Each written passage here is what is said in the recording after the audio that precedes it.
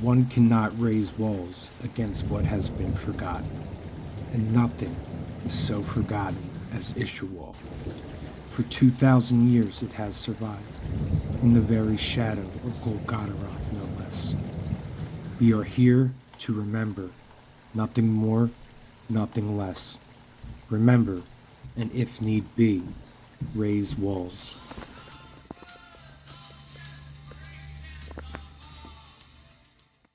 You can't hide from me. I know how to reveal who you really are. High five! Gotcha! You couldn't resist.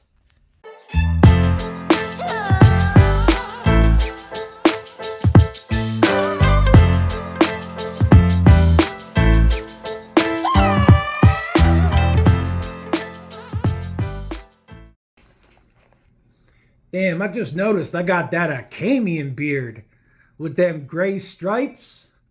Yeah, y'all need to know this is El Natural. This wasn't done for no video purposes. Alright, moving on.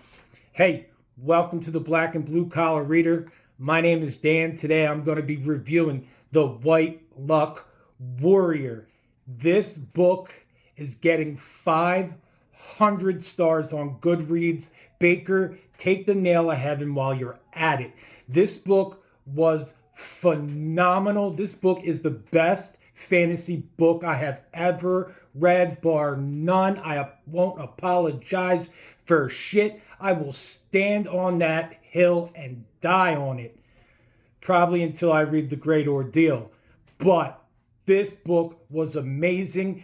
Bakker, you have messed up the fantasy genre for me because you have set the bar so high. There are pigeons being decapitated by it. There are currently 1, 2, 3 pigeons in my driveway, no head, because they've been clotheslined by the bar that Bakker has set in the fucking clouds. This book was amazing. He was dropping bars with lyrical, gritty, dark prose. He has amazing descriptive world building and battles.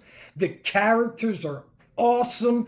The mythology is dripping all over this. Also, it has philosophical tones that still just bend your mind. This book is a step above anything I have ever read. Now, let me just say that I will be getting into spoilers. It is going to be splashed with spoilers all over this. But for those who have not read this book, I just want to say that the Aspect Emperor series is so much more accessible for, a black and blue collar reader like myself. When I read the Prince of Nothing trilogy, I got into those books and I just was like floored. You know what I felt like? I felt like I walked into a Manhattan black tie party where people are drinking dry martinis, discussing the intricacies of astrophysics, and I'm over here in my Pink Floyd t-shirt, faded jeans and a Budweiser. Like, I am at the wrong fucking party because it was so tough to grasp. The words and the philosophy and the prose, they were difficult. And I don't want to take anything away from the Prince of Nothing series because I pushed through that and it was amazing because I pushed through. But I did feel like an intellectual vagabond reading that series. However, this series, I did not feel that way.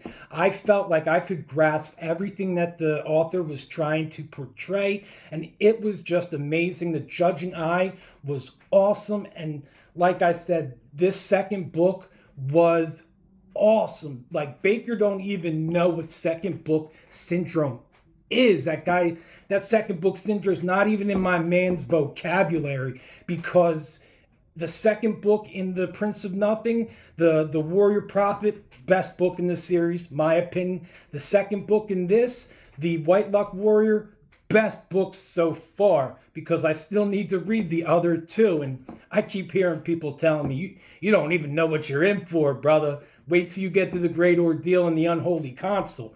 Man, I can't wait. I was floored.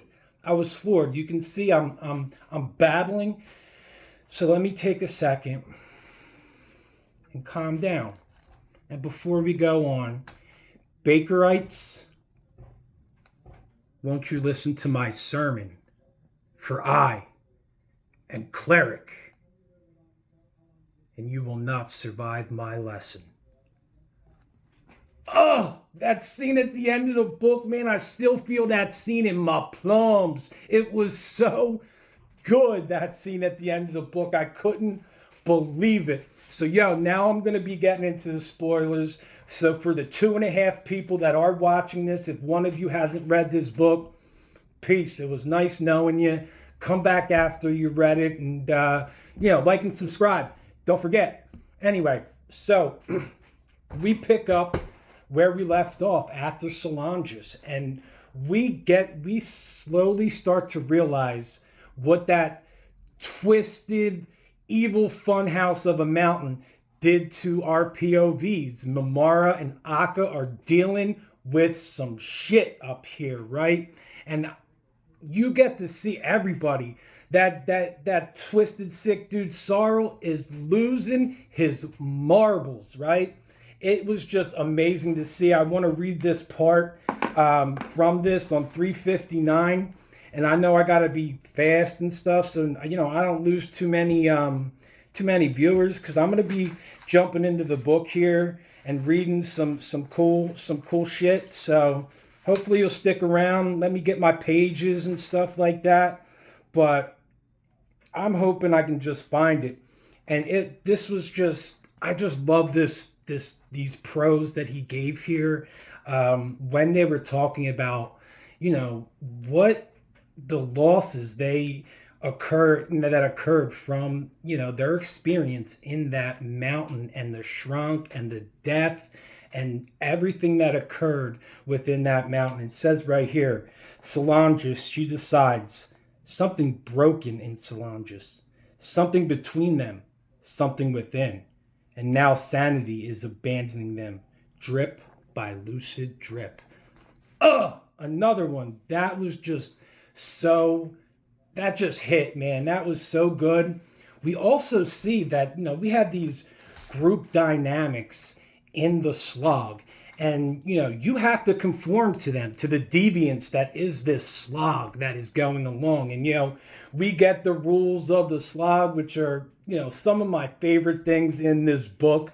I'm just going to read to them, but you start to see Akka and Mamara becoming desensitized. This one part with Akka, I just love this part because it brought me back to the when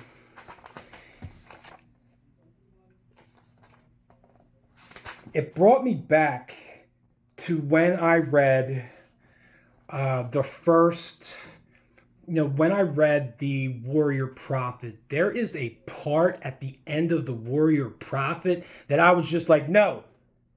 But, I wanted to see, and then I read it 5 more times what happened. Like, we are a race of lovers. It was dirty. I mean, I want this to be like an HBO series, but HBO needs to figure out how to cut that fucking part, because it was raw. That's all I gotta say. But you can see Akka's becoming desensitized because of the group he is in. And we get this. Akka feels it in his bones, catches glimpses of it in the eyes of others, Mamara especially. He watched a human head hammered into a wineskin, and he felt nothing more than curiosity. Like, that's how I felt when I read that, last part of the Warrior Prophet. Like, I was curious. And because of Bakker's, poetic style, not only are the characters that we are reading about are becoming desensitized, you as the reader are becoming desensitized as you read along. Because I remember jumping into this book, and there's shrunk straight, slits and dead bodies, if you know what I mean. I'm just like, I've read worse. And it was just crazy that journey that we are going on as a reader with these characters. And I just found that amazing. We have the slog here again. I freaking love this part. And what I also loved was the comparisons. We had the slog here, and then we had the great ordeal over here. Two separate entities, totally different in size and capacity, but at the same time, there are some similarities between these two groups that are, just I love seeing those similarities. We also got, similarities between shrunk and men, and the line between the two becoming blurred. But let me get back to the slug, right? So they encountered these group of stone hags. These guys basically try to rob scalpers of their prize, the scalps they get from shrunks, and that is what they do. They don't kill the shrunk, they just kill the scalpers and take their merchandise. So anyway, our group, the slog, encounters these stone hags and they wipe them out. And General Kosoder's like, I own you guys. You're a part of the slog now, but, don't go bitching. Don't scratch your nose the wrong way or you get a knife in the eye. But anyway, I'm digressing. I will continue to digress throughout this whole, review. Anyway, so we have one stone hag that's just like, fuck you guys, I'm out. And he freaking runs off, and all of a sudden they're looking at him. He gets snatched up into a tree by God knows what. So he was dead. So right here is like, no one mourned him. No one, stone hag or skin eater, so much as spoke his name. The dead had no place in their history. They were scalpers. Death to sobbers. Death to loafers. Death to limpers, bellyachers, and bleeders. Death to weakness, the great enemy of enmity. The stone hags dwindled, for they were weak, as the skin eaters were strong. There was no place for pity, even less for regret on the slog. And this, sorrow continually slurred under his breath, was the slog of all slogs. Can you feel it? Oh my God, this book was just amazing. But, we have these rules that the slog has set down, but in the great ordeal, like, we are seeing the same damn rules placed on this company of, on this army. The same thing is happening. We have the ordeal, freaking cutting their losses, which means slaves, gone. Y'all eating too much of our shit. Peace. You're dead. And we have also Sorwheel, who is a part of this great ordeal, becoming desensitized as well. Like, they ask him to kill his slave, and he goes out to kill his slave, and he doesn't even seem that fazed about it, man. He was just like, fuck it, this is what we got to do, So it was so interesting to see everything that happened here. Sorry. Hopefully I can edit that out. If not, we still rolling, right? We're going to still roll. So, with the slug, 255. Nope. Yeah, 255, Dan. Get on your shit. So, 255 right here. Here we go. So, we're on the slug now, and we have a General Harnelius who was, kind of in charge of the Scions, who are the believer princes that that Kellis has brought into this ordeal. And Harnelius had no choice but to leave more and more of their company hobbling on foot behind them.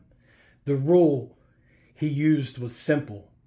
Those he deemed strong riders went on, while those he deemed weak were left behind. So we get this comparisons that I just love to draw between these two separate entities. I found that, so interesting. And I just couldn't love this story more. And we are going to get in to the next person.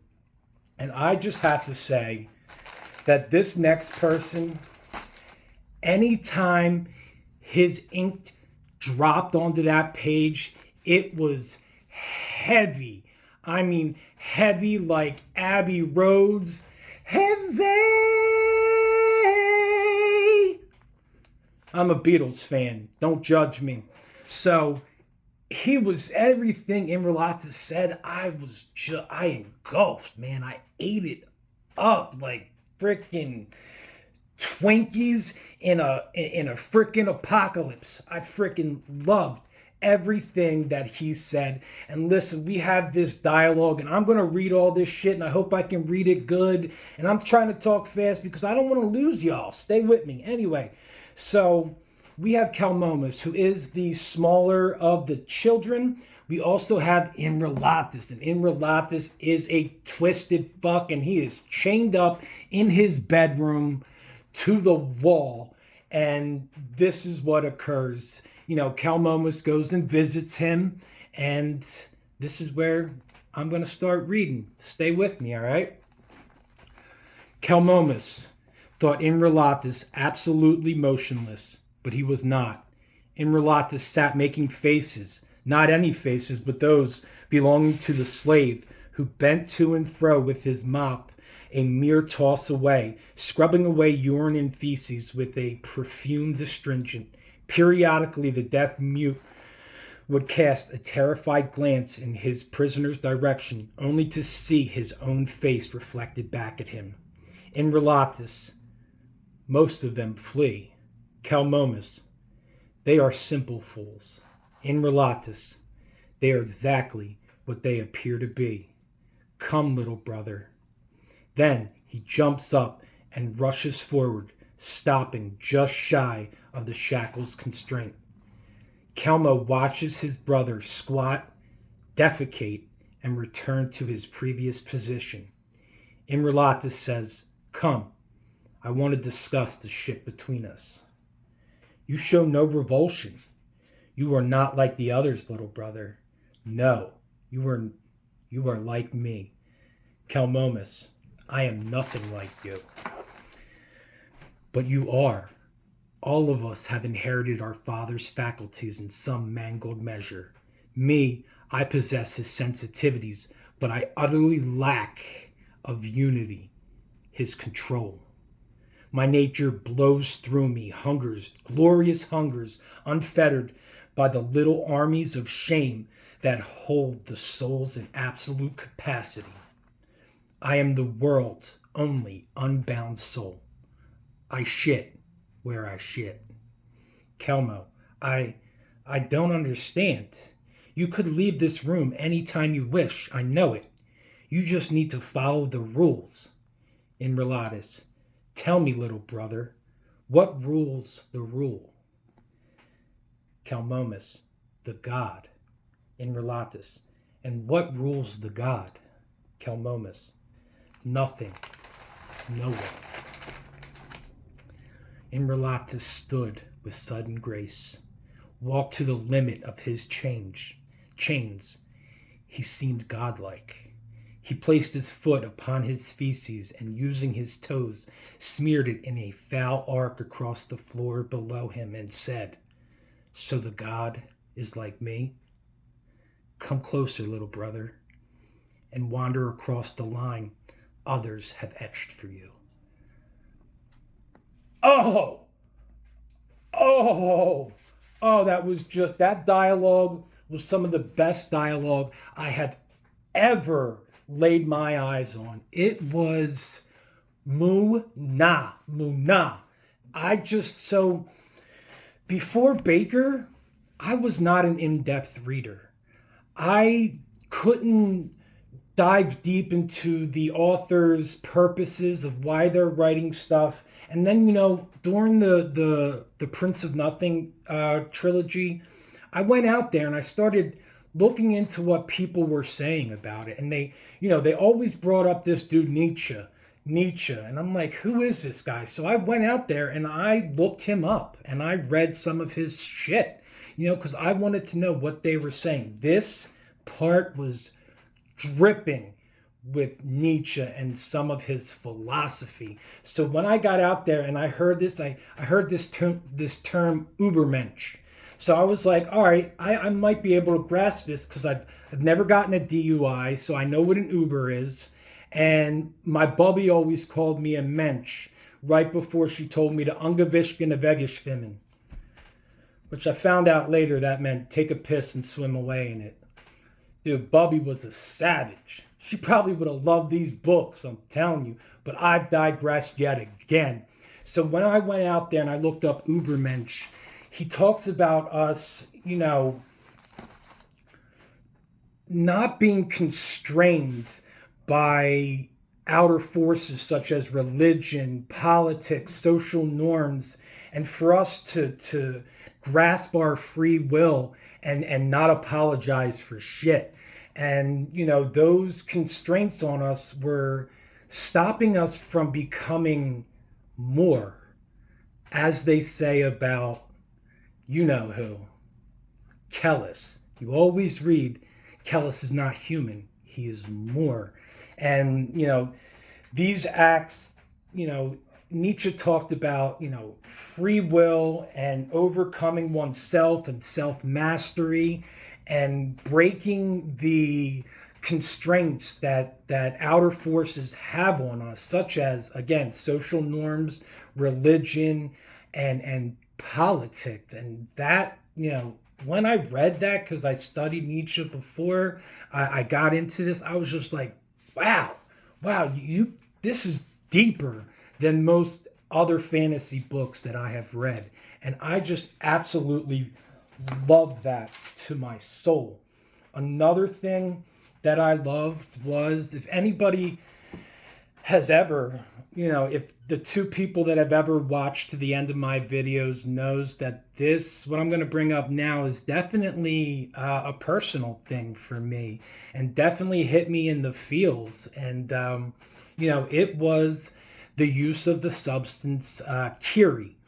And, my dude, Cleric, was giving it out and stuff. He was a hustler and giving people and putting them under his spell. And they were basically abusing a substance. And the way that he writes this stuff, it was just fascinating. And I thought I wrote some shit down about it. There were parts in this that definitely resonated with me as somebody who has had a substance issue for over 2 decades. I have to say that Bakker has hit it right on the head. The part where Mamara is struggling with the 2 people inside of her. Also the ritual of, consumption before, taking everything, that is all, something real, and it really hit home with me. And with this, I'm going to read Mamara's thing over here about the Kiri that just stuck out to me and really hit me right in the feels, if you know what I'm saying. So with Mamara, like I said, when somebody is in the throes of something like that, you are constantly arguing with yourself. You're constantly arguing with the 2 people inside of you. The one is telling you hey, we need to do this so we can get through this today. And the other person is saying, hey, we need to stop this because this is ruining, this has a hold of our soul and is ruining our lives. So right here we have, she was not who she is. She is already 2 women, each estranged from the other. There is the Mamara who knows, who watches the old motives, the old bonds, gradually disintegrate. And then there is the Mamara who has gathered all the old concerns and set them in a circle about an unspeakable pit. Mamara, he calls to both of herselves, to the one who knows but does not care, and to the one who cares but does not know. And that was just awesome description of some of the battles that people go through, when they are in the throes of substance abuse. And I'm going to stop there. Maybe one day I'll get into that in my reading journey, but not today. Listen, this book was amazing. Cleric is now my favorite character in any fantasy story. I loved his parts. I loved his dialogue and his sermons were just awesome. You know, and the fight at the end between the dragon cleric and Akka was just so visual. I could see it in my mind's eye. And we got a dragon with freaking bronze bones that is starting to sizzle and shine because he's being hit with all this sorcerous fire. And it was phenomenal, this whole story. And, you know, I shoot these without editing and I only do one take. So I know I'm going to forget something. But let me just tell you, I love this book. It is currently the best book I have ever read. And I need a break. Like, I really want to jump right into The Great Ordeal, but I'm going to have to wait on that. I think I should consume something else before I jump into that, because, and it sucks. It really does, because what I'm reading now, it really seems good, but it just does not touch what Bakker has done. And I feel that he has fucked up other fantasy authors for me. Bakker, I think you have messed up Erickson, John Gwynne, Michael R. Fletcher, and I will find you if you do. I will find you. But listen, man, I hope somebody got something out of this review. If you did, hit a like. Let me know you like this shit. You know, maybe subscribe, because I will be doing more Bakker reviews. I'm also jumping into some mental illness magic with Beyond Redemption. This is the one I started that I was kind of like, oh man, it's not like Bakker, but you know what? It's good. I'm going to keep reading on. I'm sure I'm going to love it. So, like I said, drop me a comment. You know what I want to know? I want to know, you Bakkerites out there, what is your top 3 R. Scott Bakker books? 1, 2, 3. Let me know. My top 3, like I said, is going to be The White Luck Warrior. Next, we're at The Judging Eye. No. Next, we're going to do Warrior Prophet, and then we're at The Judging Eye. So that's where I am now. So hopefully I'll get to that again. I'll drop a review on Beyond Redemption soon. Hey, I appreciate you stopping by, sharing my thoughts. If you like the content, like I said, comment, hit a like. Let's keep growing as people. Let's keep growing as readers. Until I see you on the next one. Peace.